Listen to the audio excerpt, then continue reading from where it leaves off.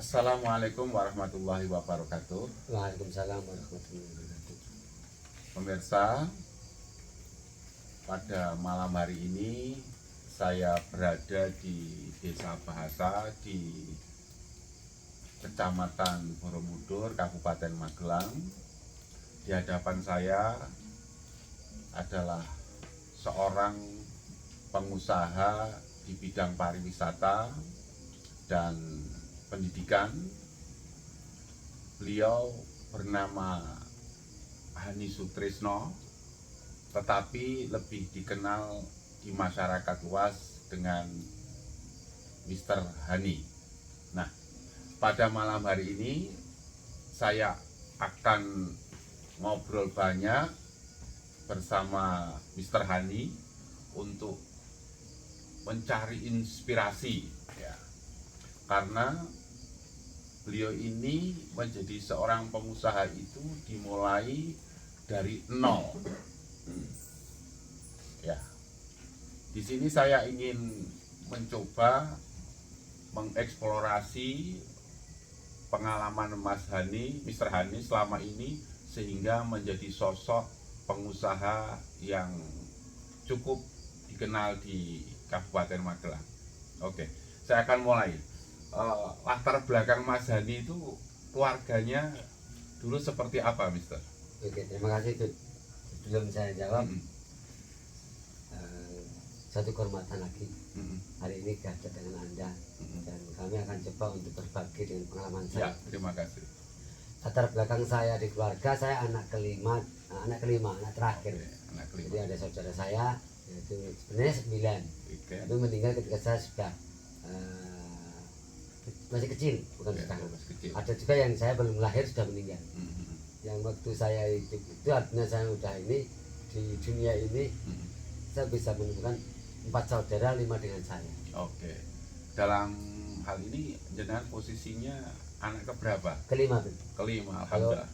di umum saya sebagai anak ragil. Anak ragil. Oh, berarti kalau ragil itu yang paling kecil. Yang paling kecil. Mister? Oke, Terus, gitu. ya. Kalau kakak Kakak tinggal di sekitar Borobudur atau ada yang di luar kota? kakak yang dari saya ke kakak saya itu ada di Magelang juga. Oke. Terus kalau kakaknya lagi ada di Mundilan, Mbak Yu, Oke. cewek. Terus Mbak Yunya lagi ada di Barahan sini. Oke. Terus ada lagi yang ada di Seraten, Oke. sama di Mentayudan. Waktu itu maaf Mister Hani, orang tua itu profesinya apa? Saya ditinggal oleh ayah Mhm. itu kelas 2 SD atau MI. Oh, gitu masih relatif Jadi, kecil ya? Ayah saya meninggal kelas 2. Meninggal ketika itu saya kelas 2 MI atau SD, sehingga saya nggak tahu profesi sebenarnya. Ya tahu-tahu cuma kamut-kamut atau istilahnya itu hanya ini. Tapi yang jelas dari informasi dari teman-teman, dari saudara, dari tetangga, dari ini ayah saya sebagai seorang pengajar Al-Quran. Alhamdulillah. Ya. Terus ibu saya tani. Oh gitu. Jadi latar belakang keluarga Mister Hani adalah petani. Ya, Begitu ya. petani. Artinya kan dari tradisi petani berubah ke tradisi pengusaha itu tentunya akan mengalami banyak tantangan, banyak kendala karena berubah dari kultur budaya tani ke budaya pengusaha itu. Nah, sebelum saya bertanya ke persoalan itu, saya ingin melihat terlebih dahulu, Mas Hani dari SD sempat pendidikannya seperti apa, Mister Hani? Ya, saya madrasah ibtidaiyah itu Oke. kelas 2, 3, kelas 1, 2, 3, 4, 5, 6 lulus di di MI Ngagogondo, Borobudur. Oke. Kurang lebih sekitar 250 meter dari rumah. Oke, lalu SMP? SMP-nya di MTS Negeri Borobudur, sebelah Oke. timur Candi Borobudur. Terus kita lanjut ke Aliyah, Madrasah Aliyah Negeri Rejoso, Peterman, Jombang. Oh Darul gitu. Ulum. Jadi kalau dilihat dari sisi pendidikan, Mister Hani banyak belajar di sekolah-sekolah agama ya. Ya, karena saya memang dikasih modal sama orang tua, khususnya ibu saya itu 3M. Apa itu Mister Han? Ya, Madrasah Ibtidaiyah MTS Negeri Borobudur, MAN, Madrasah Aliyah Negeri. Oh luar biasa pemirsa. Jadi Mister Han ini SD apa? Madrasah Ibtidaiyah, kemudian Madrasah Sanawiyah, kemudian madrasah aliyah. Iya, Ya. terus kuliahnya Mm-mm. saya S1-nya ambil bimbingan konseling Mm-mm. di IKIP PGRI. Alhamdulillah sempat kuliah, tapi kuliahnya kenapa tidak IAIN? Karena sudah madrasah ibtidaiyah, kemudian madrasah sanawiyah, madrasah aliyah, ini kemudian lalu ke apa? Ke IKIP. Ya, kenapa tidak misalnya maaf ya, langsung ke IAIN saja gitu? Apa pertimbangan? Saya itu kan lulus dari aliyah itu sekitar tahun 90-an kan. Oke. Artinya. Tapi saya kuliah tahun 2003. Oh gitu. Jadi sudah jadi pengusaha, artinya jadi sebagai pelaku usaha pendidikan bahasa Inggris. Oke. Nah, waktu itu saya didaftarkan sama teman saya. Aha. Kalau udah kasih formulirnya, udah diisikan, udah ini, kamu udah sebagai mahasiswa. Oke. Saya waktu itu gak pengen kuliah karena pengen jadi pengusaha. Oke. Tapi karena itu udah didaftarkan, saya masuk. Ternyata saya Oke. masuk ke bimbingan konseling yang pertama itu. Yang kedua, Oke. waktu itu kita kuliahnya hanya Sabtu dan Minggu. Oke, weekend gitu ya. Ya, jadi kami masih bisa punya waktu untuk meneruskan usahanya. Sehingga ini gak keberatan buat kami. Oh luar biasa. Nah kita kembali misalnya nih. Jadi saya sudah melihat background Mr. Hani gitu. Ya, ya. Oke. Dari pendidikan, madrasah ibtidaiyah, kemudian madrasah sanawiyah, kemudian madrasah aliyah dan terakhir kuliah di IKIP ya. Ya. Kalau sekarang mungkin UNY ya. Iki PGRI. Oh IKIP PGRI. Masih. Wah oke. Nah tentunya dari pembelajaran itu sangat jelas bahwa Mr. Hane oleh orang tua selain dididik dalam keluarga petani, Ya. maaf sekali lagi, kemudian dididik lagi dalam nuansa agama dengan sekolah di apa namanya madrasah sanawiyah, madrasah aliyah, kemudian madrasah ibtidaiyah. Itu kan menunjukkan bahwa Mr. Hane dididik dalam sebuah keluarga, satu keluarga petani yang sangat religius, boleh saya bilang begitu. Bisa ya? juga, bisa oke, juga oke. tidak. Nah ini kan menarik ini. Tentunya akan berbeda kalau Mr. Hane misalnya dari keluarga lain gitu ya, yang tidak religius, yang kemudian lebih materialistik, orientasinya duit Ya, gitu ya. ya kan. Nah ini kalau keluarga religius tentunya kan orientasinya tidak duit gitu. Pahala Pahala kan gitu ya. ibadah. Begitu kan kira-kira. Iya, iya. Oke. Nah, lalu Mr. Hani memulai mengembangkan bisnis desa bahasa di bidang pendidikan atau pembelajaran bahasa Inggris itu mulai kapan? SMP. SMP. Jadi SMP saya sudah jualan postcard, kartu pos Mm-mm. di Candi Borobudur sebagai anak asongan. Oke. Jadi waktu itu saya hanya ingin cari duit agar saya tidak bisa minta uang ke ibu saya sendirian. Saya sebagai single parent gitu.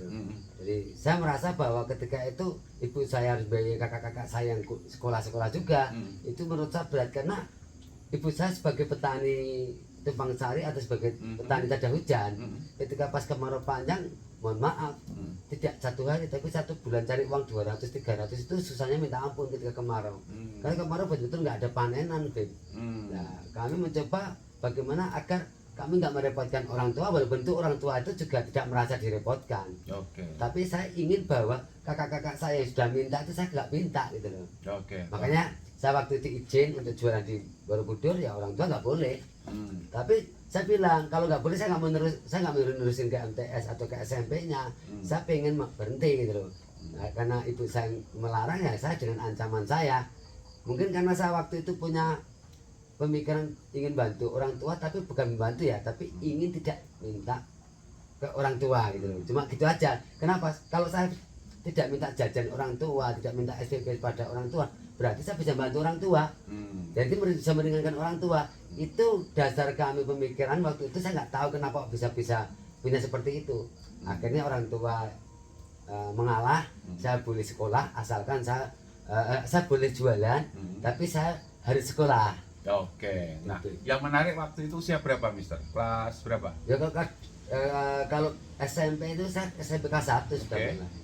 Berarti usia mungkin 13-14 Ya, tahun ya. Oke. angkatan ke-13. Lalu maaf, waktu jualan itu, waktu memulai jualan di Asongan Borobudur itu, maaf, hasilnya itu pendapatannya berapa sekali berangkat satu hari ini? Ini menarik nih kan? Kalau Gitu. kalau sampean tanya bab masalah itu ya Waktu itu ya. ya waktu itu. Ah, Gini, berapa? tapi boleh nggak saya cerita dari awal? Artinya Boleh, silakan. saya itu jualan di Borobudur itu bukan langsung ke Poskat, tapi Ah. pertama kali es lilin, Ah. es joli, Oke. busu mirah saya masih Iya. ingat, yang sekarang ada penerusnya tapi esnya sudah nggak ada, artinya sudah Oh, nggak gitu. yang- Sudah gulung tikar itu. ya udah gulung tikar Oke. gitu. Terus yang kedua itu nggak nyampe 1 bulan itu udah ganti patung yang dari GIP itu, Oke. yang dicat dengan keemasan itu dulu. Iya, iya. Itu juga nggak lama, akhirnya kenapa saya melihat bahwa peluang yang bisa mendapatkan uang banyak itu jualan dengan orang asing, Oh, gitu, dengan turis-turis. dengan turis-turis. Ah. Dan waktu itu yang jual belum banyak, Oke. tapi banyak turis-turis yang datang ke Borobudur banyak, tapi Ah. nggak banyak yang jualan gitu loh. Oke. Sehingga dalam waktu mungkin tidak nyampe 3 bulan saya sudah berhenti sebagai jualan kartu pos. Hmm. Dan tadi saya katakan bahwa kalau jualan es lilin ya dulu waktu itu saya jualnya cuma 1 minggu, Ben. Hmm. Nah, itu biasanya setelah sekolah kalau Sabtu, terus nanti minggu full. Hmm. Nah, waktu itu kalau penghasilan ya awal mulai ya mungkin hari pertama lah nggak dapat, Hmm. karena saya harus dengan Iya. pesaing senior-seniornya masih Betul. agak disingkirkan, Iya, dibully dimajinalkan. gitu loh. Iya, betul. Karena Anda waktu itu masih kecil. Masih kecil dan baru itu loh. Oke, Setelah iya, itu dengan prosesnya hari akhirnya itu ya adalah buat makan, cuma Hmm. gue belum buat makan, Iya. tapi saya bertahan. Iya. Terus akhirnya waktu itu saya jualan patung beberapa hari, artinya nggak nyampe 1 bulan, Iya. ya bisa juga lebih bagus daripada es. Iya. Tapi saya melihatnya itu kurang karena saya pengen kalau bisa jualan ini harus bisa membayar SPP sekolahan Oke. dan bisa untuk jajan gitu loh. Oke. Nah ternyata Gusti Allah memberikan saya kesempatan untuk upgrade terus gitu. Nah, kartu pos itu. Oke. Kalau di kartu pos itu gila-gilaan tuh. Hmm. Zaman waktu itu sekitar 86, 87, 88 lah. Itu 1 hari saya untuk mencari uang Hmm. 50.000 itu luar biasa mudahnya. Oh, waktu itu Saat berarti. itu Oke.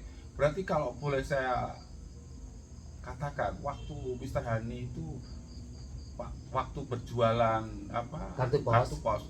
itu penghasilannya bisa dibilang kalau sekarang luar biasa gitu ya, mudah sekali ya. saya pernah loh, Bik, dapat $500 loh, Bik, 1 hari. Luar biasa waktu itu ya. Waktu itu. Oke. Kalau sekarang dihitung dengan kursnya 15 juta, anggaplah berarti 7,5 juta 1 hari loh, Bik. Mm-mm. Saat itu makanya ketika waktu dapat itu kadang beli kambing, Mhm. terus beli sepeda ontel. Nanti Oke. kalau kakak-kakak saya yang butuh untuk ke pasar segala macam kita berikan. Oke. Jadi saya saat menjual postcard itu ya udah agak mudah untuk uang. Bahkan bayar SPP saya sendiri, jajan sendiri. Bahkan saya sering traktir teman-teman Teman-teman. yang ranking-ranking, Beb. Dan nanti ketika pas ujian biar nanti dapat bocoran. Wah. Kan saya waktunya tidak Jadi, banyak untuk belajar. sudah seperti itu. Jadi waktu SMP di kisaran usia 14 tahunan lah, seperti itu Mr. Hani sudah mencoba untuk mandiri Ya. gitu ya, dengan berjualan asongan, kemudian berubah dari jualan patung, Ya, lalu kemudian kartu pos. pos yang kemudian itu hasilnya luar biasa waktu Sangat itu. luar biasa. Iya. Jadi Nah. gini, Beb. Di postcard itu yang dulu waktu itu yang jualan baru sekitar 5. Iya. Nah, kalau sekarang waktu terus Hmm. setahun 2 tahun udah banyak tiap bulan mungkin tambah nih, karena banyak ininya. Hmm. Terus ketika saya jualan postcard itu ketika ada turis Mhm. 10 Mhm. yang ditawarin 10 anggaplah, Mhm. itu yang beli 9 tuh. Wah, luar biasa ya. Waktu itu sangat laku keras itu tentunya. Jadi postcard itu bukan kita tawarkan, karena apa? Karena turis-turis itu pada mencari saat itu. Postcard itu seperti apa ya? Kartu pos itu loh. Jadi foto-foto Candi Borobudur. Ya. Kartu posnya Candi Borobudur kan ada yang dari samping, Oke. atas, bawah, ini ada Iya. bermacam-macam. Ya. Itu biasanya kita jual 1, 2, 3, 4, 5, 6, 7, 8, 9, 10. Ah. $2, $5, Ah. $3, $10, tergantung tamunya. Ah, begitu. Kalau tamu dari White House waktu itu ya Ya. agak mahal. Ya. Dari Panorama agak kita mahalin. Tapi kalau yang dari backpackeran ya $2. Kalau ini biasanya $5, 10-nya. Oke, Mister. Waktu itu hasil seperti itu. Jadi Mister Hani sudah waktu itu mungkin latar belakang keluarga itu menjadi sebuah penyemangat Ya. gitu ya. Jadi ketika ibu single parent boleh dibilang Dan begitu, sebagai petani petani tak ada gitu. hujan. Iya. Kita melihatnya itu kan mohon maaf, nggak tega gitu. Mau saya sebagai anak lihat orang tuanya, ibunya seperti itu kita diam diri. Oke, sebentar, saya potong. Yang laki apa Mr. Hani saja dalam keluarga itu? Lah, ada kakak saya satu. Hmm. Nah, ketika saya tahu penghasilannya gede, kita udah di kartu pos, baru tak ajak. Oke. Karena dia suka maaf, suka minta uang jajan ke saya, kan malu. Gitu. Daripada Anda minta ke adik malu, mendingan Anda ikut jualan. Nah, Kenapa saya semangat mengajak kakak saya? ah, Karena saya sering dibully, sering dinakalin sama senior-seniornya yang udah gede-gede, oke. yang sudah punya keluarga tapi kalah dengan yang kecil. Oke. Nah, ketika nanti kakak saya juga ikut jualan, Ah. otomatis saya ada bodyguardnya, Ada backupnya, ada yang dukung pendampingnya. dia. Gitu. Oke, luar Itu biasa. akhirnya saya ngajarin kakak saya belajar bahasa Inggris, saya ngajarin saya. Makanya waktu itu Oke. saya sering bawa tamu. Makanya teman-teman di kampung itu selalu bilang Mr. Hani itu karena dari kecil kalau Mister, nah, akhirnya mau bilang Misternya kan, Mr. Hani ya gitu. Oke.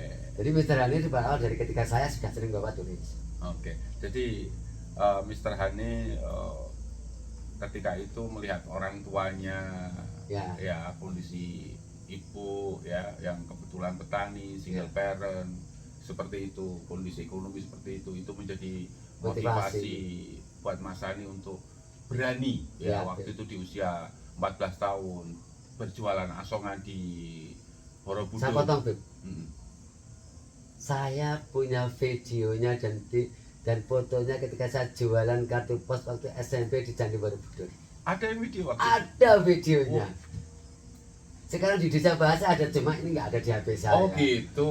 Oke. Ya, tapi di komputer saya ada. Ya. Ketika pas kita ada open mindset biasanya ada di situ juga. Oh. Dan waktu itu saya nggak tahu, tapi yang jelas kami dapat rezeki yang luar biasa. Kenapa kok ada video saya? Tapi ada juga yang kiriman dari teman saya yang dari Vancouver, Kanada.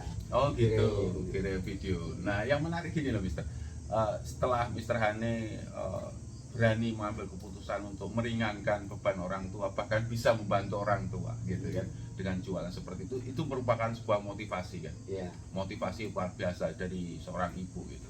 Nah kemudian juga mengajak kakak untuk bergabung, itu kan sebuah mulai saya melihat Mister Hani waktu di usia 14 tahun itu sudah mulai terlihat cara berpikirnya mungkin secara tidak disadari ini sesuatu yang luar biasa kan tentunya. Sangat luar biasa. Iya kan? Dan miraculous bagi saya. Nah iya, artinya kan itu yang ingin saya gali lebih jauh lagi nanti ya. Makanya kehidupan saya itu termasuk sunrise in Borobudur. Wah, luar biasa nih. Ini lagi ini ya. Ini lagi kita bikin novel. Lah oke. Perjalanan kami ini sunrise in Ini Borobudur. mau dinovelkan perjalanan hidup. Ini sudah mulai kita bikin. Oke. Dan dulu tahun 2006 kita dilamar untuk jadikan novel plus nanti untuk film bioskop. Kapan itu bisa terbit kira-kira misalnya? Kita nggak tahu Gus Jawa. Kita yang penting kita responsif saja. Oke. Luar biasa nih. Luar biasa pemirsa. Jadi Mr. Hani itu dari keluarga single parent, ibu seorang petani yang mungkin seperti itu, tapi beliau ini punya motivasi yang luar biasa, ingin tidak membebani orang tua, bahkan bisa membantu orang tua, dan dia buktikan dengan mengajak kakaknya ikut kerja di Borobudur, itu seperti itu. Ya. Nah itu mental seperti itu luar biasa menurut saya. Nanti kalau Habib sudah tahu novel saya akan tahu tentang rintangan dan tantangan yang mungkin itu sebagai pecerer, itu sebagai limbah, itu sebagai hal-hal yang dilihat tidak bagus, tapi akhirnya jadi bagus juga. Itu tentang keceritaan di dalam novelnya, Habib. Oh, karena itu akan memotivasi mereka. Ternyata waktu itu saya masih kecil, SMP, tapi saya bisa buktiin. Saya nggak percaya kalau saya waktu itu punya prinsip, punya karakter bahwa cemoohan atau bulian atau mungkin rintangan itu sebagai pil motivasi kami. Luar kami biasa harus buktikan. Luar biasa pemirsa. Jadi bagaimana cara pandang Mas Hani mensikapi kondisi yang seperti itu, bukan dengan menyerah dan kalah, tapi justru termotivasi. Itu yang menurut saya kadang-kadang nggak masuk akal, Beb. Saya sekecil itu kok kenapa masih punya pikiran seperti itu? Makanya Gusti Allah semuanya ini. Ya. Saya nggak bisa apa-apa, tapi ini kan bisa ceritakan. Ya. Saya ceritakan ini bukan karena saya tidak percaya dengan Tuhan, tapi memang Tuhan itu membimbing kami. Oh luar biasa pemirsa. Ini sebuah ide. Nah sekarang saya mau geser sedikit pertanyaan.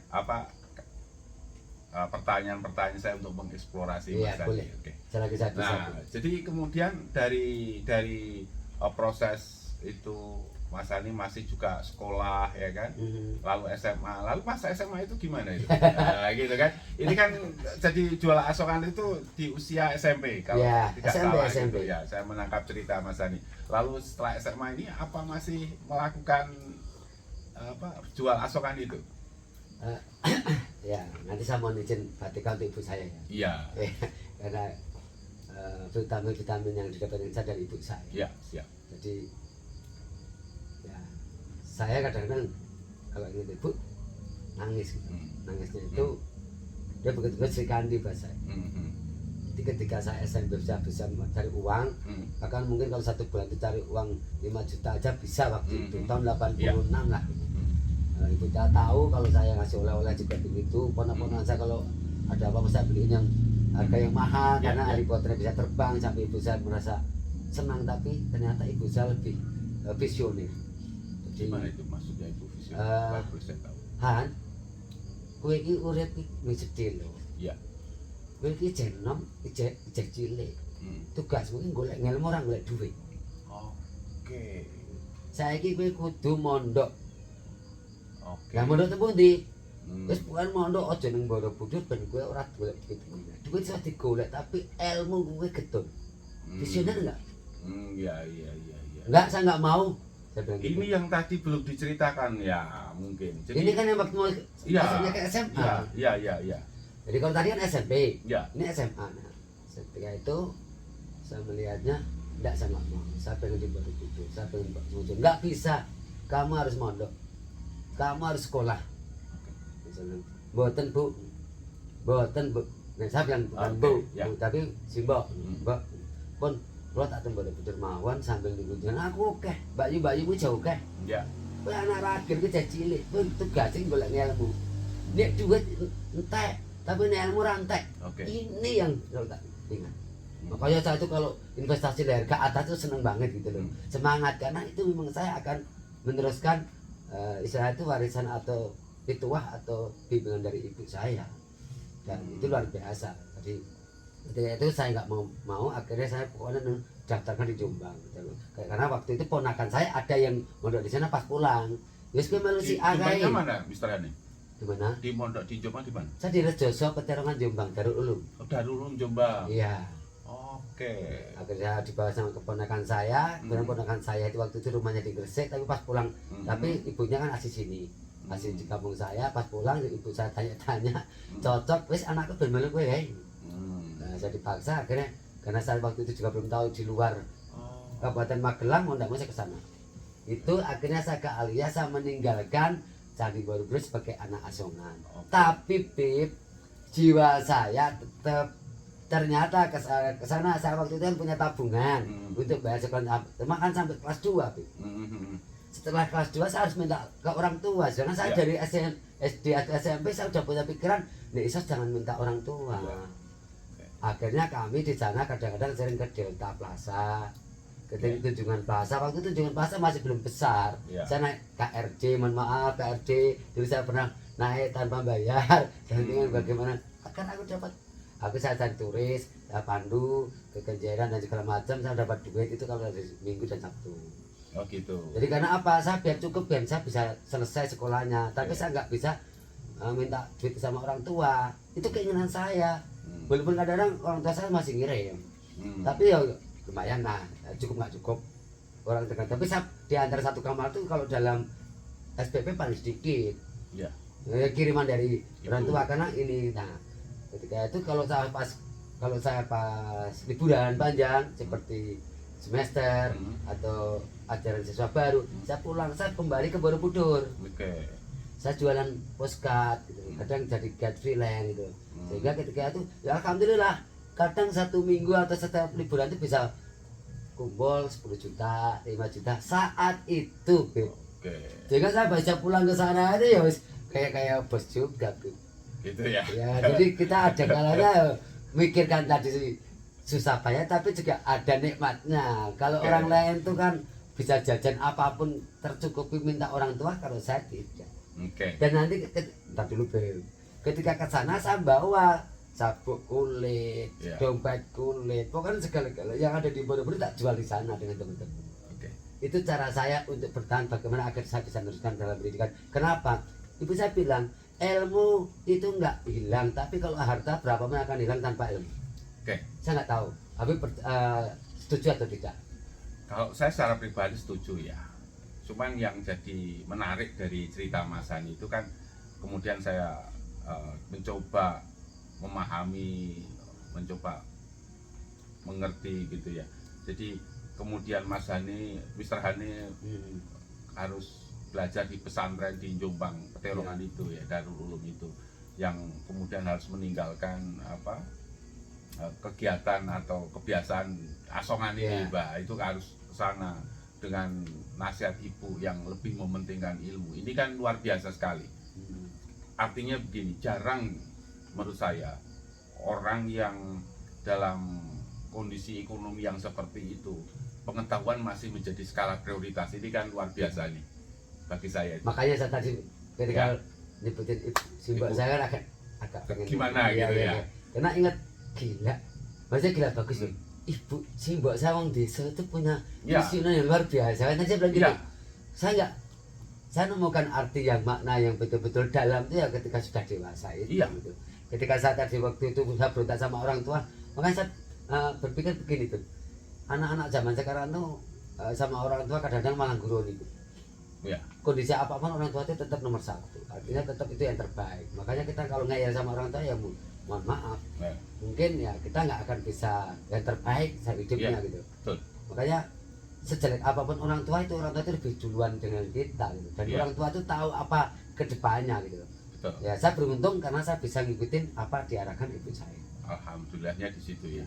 Lalu Mr. Hane belajar di Petelongan, tetapi saya tadi seperti yang dikatakan oleh Mr. Hane dari Borobudur bahwa sabuk kulit ya dan sebagainya kemudian dibawa ke Pondok. Itu artinya jiwa bisnis Mr. Hane tetap bertahan. Nah, itu loh.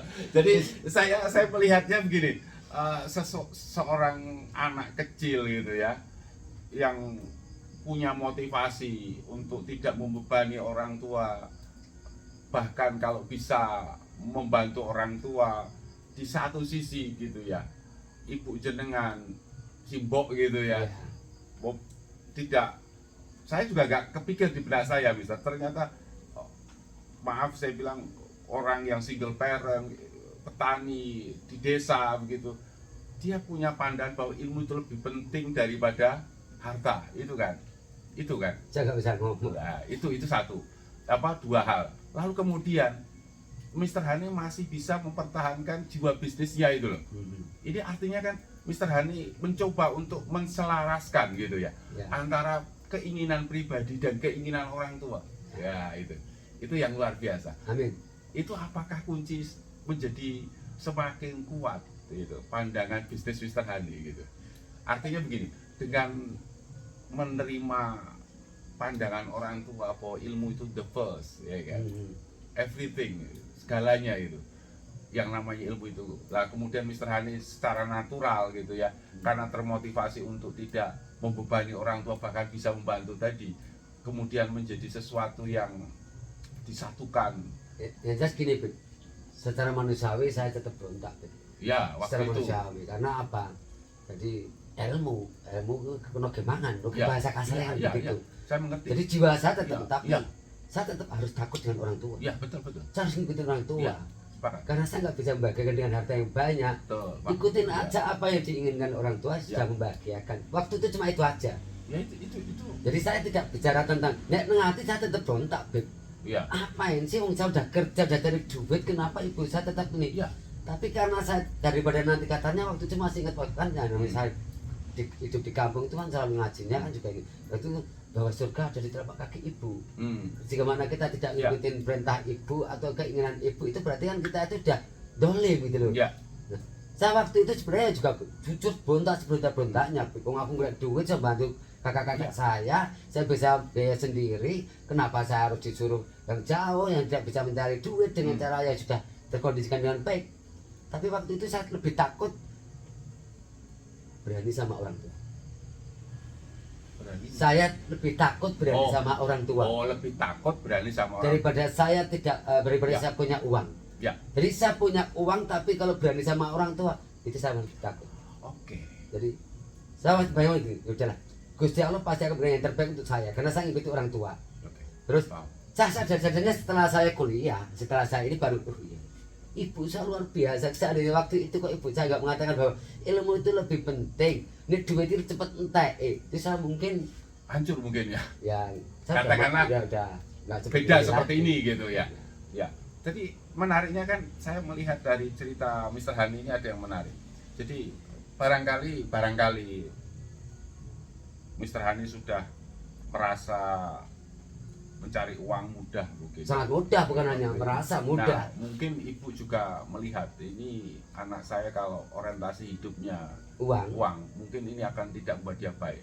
Saat itu mungkin ide ibu mengatakan, kowe harus belajar, harus mondok dan seterusnya. Itu kan akan merubah apa ya?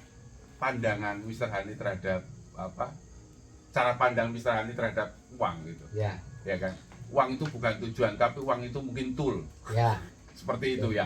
Sarana kita untuk Tapi waktu itu juga tidak bisa terima begitu saja. Oh ya. Seperti tadi saya ucapkan Ya, tadi, betul. saya lebih takut ketika saya berani dengan orang tua. Ya, Saya lebih takut ya, daripada saya punya uang tapi berani sama Betul. orang tua. ya. Gitu loh. Cuma itu aja. Udahlah. Gusti Allah pasti itu loh pertolongannya. Makanya ketika itu saya ke sana tapi saya izin sama orang tua. Ya.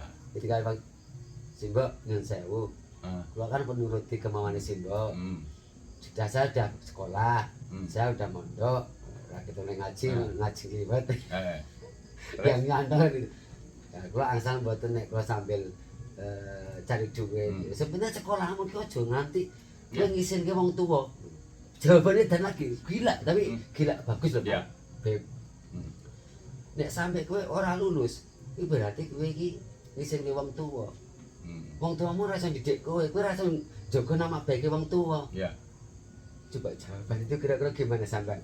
ya, Bagi saya ketika saya akan lanjut untuk kerja apa yang nanti mengganggu Ya. pekerjaan pelajaran sekolah kan saya nggak mungkin. ya, Saya makanya cari gini Pak. Nah inilah mungkin kelebihan saya yang tidak mungkin ditemukan di tempat-tempat anak-anak pribadi yang lain pada pribadi yang lain pada waktu itu, bahkan kakak saya, bahkan saudara saya, Ya. bahkan teman-teman saya gitu. Yang waktu itu saya tetap harus bekerja, cari duit, bisnis, tapi tidak meninggalkan sekolah. Ya.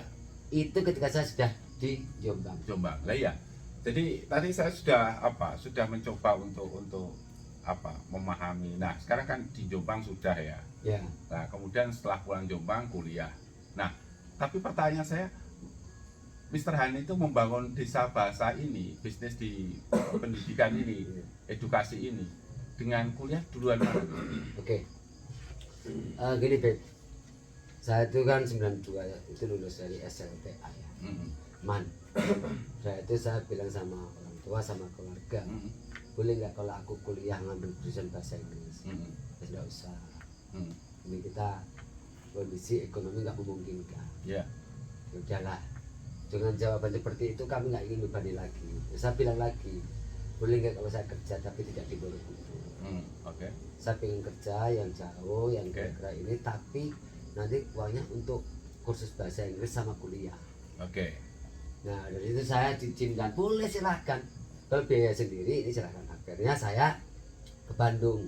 Oke. Di Bandung selama 3 bulan cari kerjaan nggak dapat, akhirnya bekal saya habis. Oke. Saya pulang lagi, Hmm, saya minta duit orang tua. Nah, saya bisa dihitung minta uang semua. hmm. Bu, saya itu nggak boleh menyerah. Ketika saya ini saya sudah dapat kerjaan tapi Waktu ke Bandung untuk apa itu? cari pekerjaan. Oke, setelah lulus SMA itu ya. Iya. Oke. Nah, saya Terus? itu di Bandung ternyata 3 bulan belum dapat pekerjaan. Hmm, Akhirnya saya uangnya habis, saya jualan jaket, jualan kacamata segala Oke. macam. Tapi tetap habis, saya rumah, saya kerja sambil akhirnya dapat uang sekitar 300-an lah. waktu itu Dari ya. orang tua sama dari kerja. Terus saya ke Bandung lagi. Ya Allah, gue sudah berusaha, saya sudah waktu itu juga saya sebetulnya juga Senin Kemis itu, tapi benar-benar Hmm, sampai saat kesana ini sampai uang habis saya udah nggak ya sanggup lagi ya kan. lagi, ini Oke. urusan dengan Gusti aku. Akhirnya waktu itu uangnya pas mau habis saya diterima di konveksi. Oke. Saya di konveksi itu ada Pak. Saya pertama kali saya disuruh sapu-sapu, nyapu. Oke. Jadi kebersihan. Oke. Terus kebersihan, saya waktu itu saya bersih-bersih di pabrik itu nggak begitu besar. Ya. Tapi karyawannya sekitar ya 150-an lah. Oke. Seminggu nggak ada lagi, cuma kalau sudah seminggu itu kan dibersihin udah bersih semua kan. Ya. Akhirnya saya udah setengah hari nggak ada yang dibersihin lagi, terus akhirnya saya belajar ngampar, karena itu konveksi. Ngampar itu jereng kain. Oke. Jereng kain, terus nanti di ini saya belajar itu. Akhirnya 3-4 hari saya bisa, setelah bersih-bersih saya ngampar itu, walaupun kerjaan saya sebenarnya bersih-bersih. Oke. Nah, singkat cerita, saya ketahuan sama bos saya dipanggil. Kamu tahu nggak kalau itu salah saya berapa kerugiannya? Oke. Saya bilang, ya tahu. Kenapa kamu kerja itu? Kan kamu udah bersih semuanya apa, bos? Kalau saya kerja di sini kan jam. Ya. Anda gaji saya jam 8 sampai jam 5. Ketika saya nganggur, walaupun nggak ada pekerjaan, saya nggak bisa, bos. Oke. Saya harus bekerja seperti apa yang sudah digaji, saya bilang gitu. Nah, udah gitu, terus dia panggil pengawasnya. Ini ngamparnya bagus nggak? Oh bagus. Nah, udah, kamu bersih-bersihnya berhenti. Kamu sekarang bagian ngampar. Oke. Nah, yang ngampar itu selesai, terus ya udahlah. Nah, akhirnya, tapi bos, lah ini yang begini enggak, aku cari sendiri. Udah, aku cari gampang itu. Oke. Jangan, saya bersih-bersih sambil ngampar. Saya ngampar. Enggak, jangan kamu ngampar. Akhirnya saya ngampar, habis saat itu selesai saya bersih-bersih. Oke. Akhirnya 3 hari dapat yang bagian bersih-bersih. Lagi. Ganti Mas Emi. Ya, akhirnya saya jadi ngampar. Ya, dan saya fokus ngampar. Biasanya seminggu itu cuma dapat 2 meja. Tapi saya 3 hari sudah dapat 2 meja. Luar biasa nih. Loh, kalau teman-teman saya itu kalau kerja kalau ada bosnya semangat, tapi kalau Ya. nggak ada duduk manis makan-makan di bawah meja. Saya nggak bisa karena Tuhan melihat saya. Oke. Karena saya diawasi sama Tuhan itu. Waktu itu begitu saya. Ya. Akhirnya saya udah nggak ada kerjaan. Ya. Akhirnya saya nembung sama bagian pola. Nah, kan bikin pola itu. Tadi Ya. ke meja gimana pola. Pak, saya udah ada pekerjaan, kalau saya nganggur gimana? Kan saya digaji Oke. 1 hari. Ya. Udah gini, tak ajarin. Saya diajarin. Singkat cerita lagi, 4 hari ketahuan lagi. Ya. Sama bosnya, saya dipanggil lagi sama pengawasnya. Kamu tuh kalau salah itu dibilang lagi. Ya saya nggak ada pekerjaan di ngampar. Bagaimana saya harus berhenti? Bagaimana saya harus istirahat? Ya. Nah singkat cerita dia, udahlah kamu pola aja jadi asisten itu. Gimana? Berani nggak kamu ide ini? Ini pengawasnya. Siap, saya seneng. Ya, sebenarnya saya di itu pola. Berubah lagi. Ya, tapi saya tetap ngampar, Ya. bantu. Setelah selesai saya baru pola. Ketahuan bos, kamu salah satu aja nggak usah dulu. Enggak, kalau saya nggak ada ini nggak apa-apa. Saya itu gaji itu setiap 2 minggu kan dulu itu Sabtu. 3 bulan itu saya naik 7 kali itu. Naiknya gaji itu 7 Luar kali. biasa Kan? itu. Karena bosnya itu tahu saya kinerjanya itu selalu bagus gitu. Iya. Nah, singkat cerita lagi saya jadi penjahit dan Ya. dipanggil lagi gitu-gitu. Akhirnya saya jadi pembawa, jadi pengawas. Waktu itu gaji saya setiap minggunya sekitar 200.000. Waktu itu ya. 94. Ya. Terus 96 saya pulang. Saya kursus bahasa Inggris di TC 54 di BIC Kediri, Kampung Inggris. Oh. Tapi sebelum itu saya pulang, saya tetap mengajari anak-anak muda. Oke. Jadi sebelum saya ke Paris, saya ngajar anak muda, saya praktek ketemu sama bosnya, ownernya BIC, Pak Kalen, Mr. Kalen. Nah, saya sering bawa anak-anak muda ke Candi Borobudur. Waktu itu gratis di Sabah. Anak apa itu anak-anak muda dibawa ke? Nah, awal mula dibukanya di Sabah, saya disitulah tuh. Saya waktu itu kan SMP ngajari anak-anak muda. Oke. Terus SMA juga waktu SMA sudah Oke. Terus itu pulang saya ke Bandung, pulang lagi saya ngajari lagi. Lah saya itu ngajar bahasa Inggris. Ya. Kenapa? Pemuda-pemuda itu. Iya, sekitar sini. Oh. Dan orang Magelang. Dan orang yang mau belajar bahasa Inggris ala saya, ya saya ajarin. Oke. Nah waktu itu saya belum kursus dan segala macam, tapi udah ngajarin. Tapi itu sudah keluar dari Bandung itu. Ya sudah. Di konveksi. Oke. Kalau SMP saya belum ngajar malam hari. Oh, SMP sudah mulai ngajar? Saya udah ngajar. Oh, luar biasa. Yang diajar anak SMA juga. Oh. Saya bilang sama mereka, Oke. saya bisa bahasa Inggris yang gradul-gradul sebisa ini, tapi saya bisa cari dolar. Ya. Lah, Itu kamu dibuktikan dengan Ya. waktu jual Ya waktu SMP podcast kan. itu ya. Waktu SMP kan. Ya. Ya kamu nganggur, ngapain nganggur? Gue bisa bahasa Inggris boleh duit tuh. Nah, aku rasa bahasa Inggris tak ajari. Oh. Itu, Pe. Oke. Di ilmu saya tak terapkan pada masyarakat. Oke, itu ceritanya. Sehingga ketika itu saya tamat dari Bandung, di sana juga saya ngajarin anak ibu kosnya segala macam bahasa Inggris sama anak-anak muda di sekitar sana, gratis. Kenapa? Saya takut Inggris saya hilang. Oke, lalu dibuat latihan Buat, atau ya buat latihan praktek lah mengajarkan gitu. itu kan lebih Iya, enak. betul, Beb. betul, Dan betul. ternyata rezekinya double, Beb.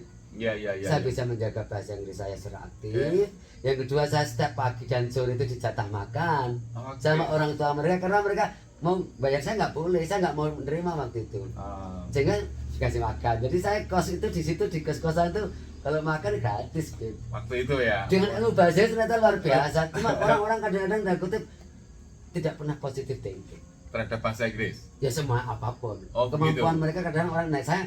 Pokoknya kalau kita tuh bantu orang pasti kita akan. Oh iya, iya, itu sepakat itu, saya sepakat. Nah, yang menarik itu kan begini, ternyata terungkap nih, Mr. Hane ini bisa bahasa Inggris secara tidak sadar gitu. Artinya ketika Mr. Hane itu jual asongan, dia mencoba berkomunikasi dengan turis ya yang datang ke Borobudur, kemudian dia dengan beraninya berbicara dan bahasa Inggris tanpa sadar itu apa? Bukan sengajaan kan itu Ya. sebenarnya. Makanya saya bilang tanpa sadar itu ya. Akhirnya itu membentuk kemampuan tersendiri pada pribadi Mr. Hane gitu. Dan kemudian ditempa oleh perjalanan hidup Iya. yang seperti itu gitu. Tapi izin, Beb. Iya. Saya tidak cerita tentang kesulitan-kesulitan, tantangan, cemoohan, bulian di pada saat ini. Karena itu nanti akan dijelaskan dalam novel saya. Oke, jadi ini masih tantangan-tantangan bisnisnya masih dirahasiakan. Iya. Bagaimana Mr. Hane dibully oleh lingkungannya, teman-temannya ini mau dirahasiakan karena untuk bahan novelnya gitu ya, Iya. yang menarik. Lalu kemudian setelah ini Mister, setelah apa namanya terjun langsung mendidik, mengajar bahasa Inggris terhadap masyarakat, lalu muncul gagasan desa bahasa ini gitu. Ya. Atau bagaimana? Saya sebenarnya waktu itu tidak berpikir tentang kursusan. Iya, iya. Karena saya menyadari bahwa saya nggak punya uang modal untuk membuka suatu lembaga kursus. Iya. Tapi saya hanya berpikir bahwa nek ilmuku itu tak hentikan, berarti saya salah. Iya, betul. Katanya bahwa ilmu yang bagus itu dimanfaatkan untuk mengajar. Betul. Nah, saya mengajarkan, saya berbagi. Hmm. Nah, waktu banyak sampai 400 termasuk Mas Tri itu termasuk Hmm. korban, Mas Aziz itu korban gratisan. Hmm. Itu waktu SD. Itu saat itu ketika kok ternyata banyak, ada juga yang namanya Mas Tova orang sini. Hmm. Waktu itu lomba, dia anak SMK, Hmm. STM, Hmm. dan dia lomba bahasa Inggris dan ternyata juara 1 sekabupaten Magelang. Alhamdulillah. Dan waktu itu yang juara 2 malah SMA Nusantara. Mana itu SMA Nusantara? SMA Nusantara itu loh, Oh. Taruna. Oh, Taruna. Oke. Waktu itu kan. Oke. Ini saya harus waktu itu temuin sama Pak dosennya dari sana. Hmm. Dan ini kok anak buah sampean kok bisa juara 1 gitu loh. Hmm. Saya juga nggak tahu. Nah, dari situlah PD saya, percaya diri saya luar biasa. Dan Oke. saat itu saya bikin namanya Padepokan Bahasa, Beb. Oh gitu. Di mana itu? Ya di rumah saya. Oh, yang sebelah sana ya? Iya. Oke. Terus ternyata makin banyak orang tempuran, orang Salaman, terus akhirnya saya ingin membangkitkan, ingin berbagi pada desa. Hmm. Maka tak bikin desa bahasa. Oke. Karena waktu itu orang-orang tua cukup belajar malam hari. Ada fotonya juga. Oh. Jadi masih tahun ada 2007 ke bawah itu ada memori-memori foto-foto. Ada, siswa karena saya memang ada dari ya? dulu nggak tahu diselamatkan sama Tuhan mungkin ya. Iya, iya, Dan iya. orang yang tidak percaya itu dibuktikan dengan foto dan video itu kan. Iya, iya, iya, iya, itu betul, hari betul. itu kalau saya nggak, karena nggak punya Faktual kemampuan. itu ya. Nah saat itu saya desa bahasa, saya panggil kepala-kepala dusun. Hmm. Ini saya punya desa bahasa bagus. Hmm. Ayo kita bikin untuk desa. Oke. Bicara akhirnya desa nggak mau nolak. Iya. Terus sampai 3 kali kita. Oke, prosesnya itu ya. Ya udah. Nah, waktu itu akhirnya kita ganti. Hmm. Waktu itu desa bahasa dan simple English course. Ya, Simple English course. Itu sek. ya. Jadi kalau di bahasa menulis sek. Sek, ya. Nah, itu Konotasinya negatif. konotasinya kan gitu lah. Ya, Akhirnya oke. ganti spek itu lah Ya. muncullah gitu. Jadi spek tempat berawal daripada desa bahasa. Oke. Jadi ketika udah jalan, saya udah banyak yang waktu itu bayarnya 5.000 sebulan. Oke. Waktu bayar 5.000, sebenarnya saya nggak suka gitu. Hmm. Karena kalau saya kerja di berdiri guide atau jadi jualan Ya. itu kecil, Ya. itu mungkin setengah hari udah dapat loh. Ya. Tapi waktu itu saya berpikir tentang apa yang sudah saya dapatkan harus bisa bermanfaat. Oke. Saya cuma itu aja waktu itu. Nah, singkat cerita lagi Beb, dari ketika itu Saya kontrak, akhirnya ketipu. Ya. Nah, udah di renovasi ini habis banyak, akhirnya cuma beli setahun, setelah itu diusir. Saya akhirnya udah utang bank bank BMT waktu itu karena ya proses-proses seperti itu. Sampailah ke suatu spek lembaga. Ya. Akhirnya saya sambitin. Jadi karena waktu itu saya ngontrak itu kan saya nyambi ngajar di SD 1, saya ngajar jadi di seorang SD guru. 2. Iya, saya ngajar di SD 3, saya di Gergondo, jadi ada sekitar 7 SD. Sama saya ngajar di Aliyah juga. Aliyah mana itu? Sini Borobudur. Oke. Saya juga ngajar di beberapa tempat, full. Kalau pagi hari kita ngajar di sekolahan, kalau sore hari saya kursus. Nah dari hasil saya ngajar di sekolahan itulah akhirnya saya bisa beli bangku, bisa beli kursi, segala macam gitu loh. Akhirnya saya bisa upgrade apa itu segala hal. Ketika sudah mulai anak ada banyak, nah di situ saya kurangi sekolah-sekolahan. Perlahan-lahan dikurangi ya. Karena saya sudah punya tempat untuk itu. Karena esensi saya, tujuan saya untuk bahasa Inggris. Jadi mereka hanya cabang-cabang untuk saya kerja itu untuk mendukung tentang Inggrisnya. Akhirnya berdirilah spek yang ada di Borobudur. Dan berdirilah Desa Bahasa sebagai sosialnya. Oke. Dulu Desa Bahasa sebagai sosialnya, spek sebagai orientasinya profil. Oke. Luar biasa sekali ngobrol malam ini. Nah, pemirsa, ini hasil ngobrol saya sama Mr. Hani yang sangat luar biasa. Semoga memberikan inspirasi buat generasi-generasi muda. Amin. Yang menonton video ini. Terima kasih. Wallahu a'lam bishawab. Astagfirullahaladzim. Wassalamualaikum warahmatullahi wabarakatuh. Waalaikumsalam warahmatullahi wabarakatuh.